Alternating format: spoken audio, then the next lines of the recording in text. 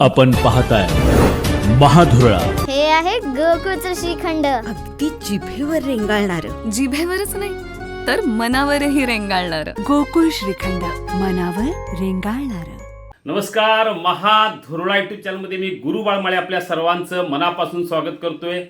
येत्या 2 दिवसात महाराष्ट्रातील 9 ते 10 आमदार निश्चित होणार हे नक्की आहे. विधान परिषदेवर जवळजवळ 10 इच्छुकांना आमदार म्हणून संधी मिळणार. त्यामध्ये पश्चिम महाराष्ट्रातील अनेक नावांचा विचार सुरू आहे. विशेषतः कोल्हापूर आणि सांगली या 2 जिल्ह्यात तब्बल 15 नेते इच्छुक आहेत आमदार होण्यासाठी. आता यामध्ये संधी मिळेल ती फक्त 1 किंवा जास्तीत जास्त 2 नेत्यांना. जे इच्छुक आहेत 15 कोल्हापूर आणि सांगलीमध्ये, आणि संधी मिळेल शक्यतो 1 किंवा अगदीच दुसरी संधी मिळाल तर 2. त्यामुळे आता या 15 मध्ये नेमकं लॉटरी लागणार कुणाला. याशिवाय पुणे आणि सोलापूर आणि सातारा, म्हणजे सोलापुरातले राम सातपुते असू दे, पुण्याचे राजेश पांडे असू दे, साताऱ्याचे नाईक निंबाळकर माजी खासदार यांचेही नाव चर्चेत आहे. त्यामुळे शेजारच्या पुणे, सातारा आणि सोलापूर या 3 जिल्ह्यात एक नाव चर्चेत असताना कोल्हापूर आणि सांगलीमध्ये मात्र इच्छुकांची संख्या भली मोठी आहे. प्रत्येकाला वाटते की आपल्याला संधी मिळेल, कारण शब्द दिला गेलेला आहे, कधी प्रवेश करताना, कधी निवडणुकीच्या काळात किंवा अन्य काही वेळ. त्यामुळे आता नेमकं कोण बाजीगर ठरणार या कोल्हापूर आणि सांगली जिल्ह्यातलं हे पाहणं महत्त्वाचं आहे.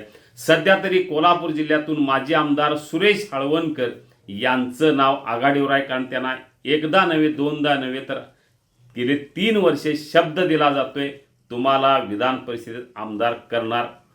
त्यामुळं सर्वात जास्त सध्या तरी नाव चर्चेत आहे ते सुरेश हळवणकर यांचं. याशिवाय महेश जाधव यांचंही नाव गेली काही वर्षे चर्चेत आहे, कारण अनेक वर्षे पक्षात ते आहेत. त्यामुळं त्यांना संधी मिळेल का याची उत्सुकता आहे, कारण भाजपमध्ये कधी काही होऊ शकतं. त्यामुळे महेश जाधव यांचीही इच्छा आहे की आपल्याला संधी मिळावी.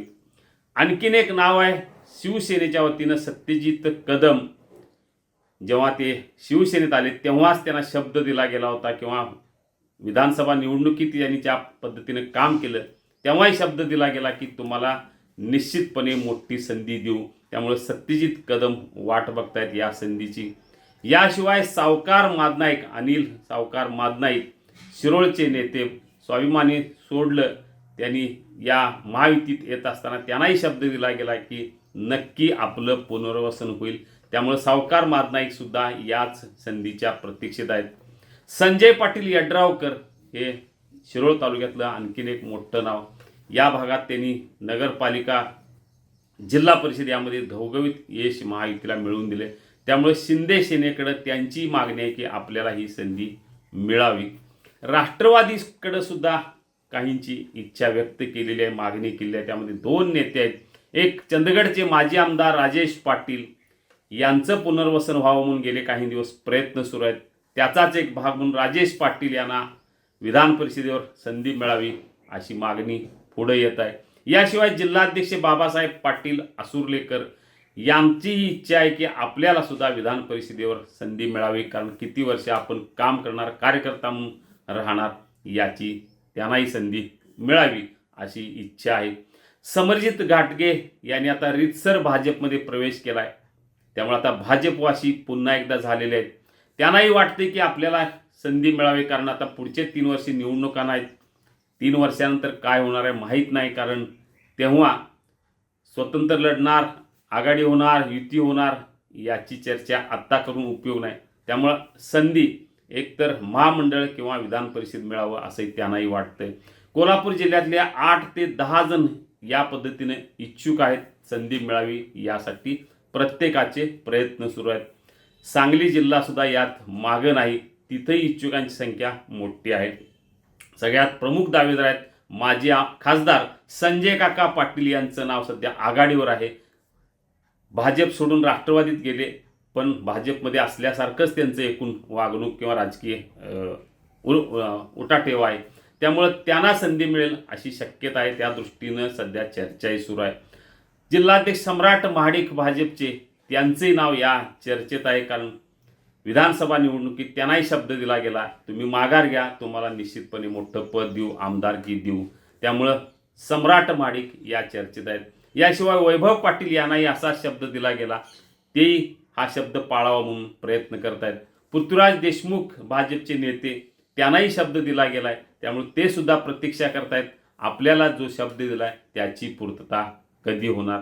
गेले अनेक वर्षे भाजपचं या भागात काम करणारे मकरंद देशपांडे कार्यकर्ता म्हणून संधी द्यायचा निर्णय झाला तर मकरंद देशपांडे यांचं नाव पुढे येऊ शकतं. त्यामुळे मकरंद देशपांडे यांना संधी मिळणार का हे सुद्धा अतिशय महत्त्वाचं आहे.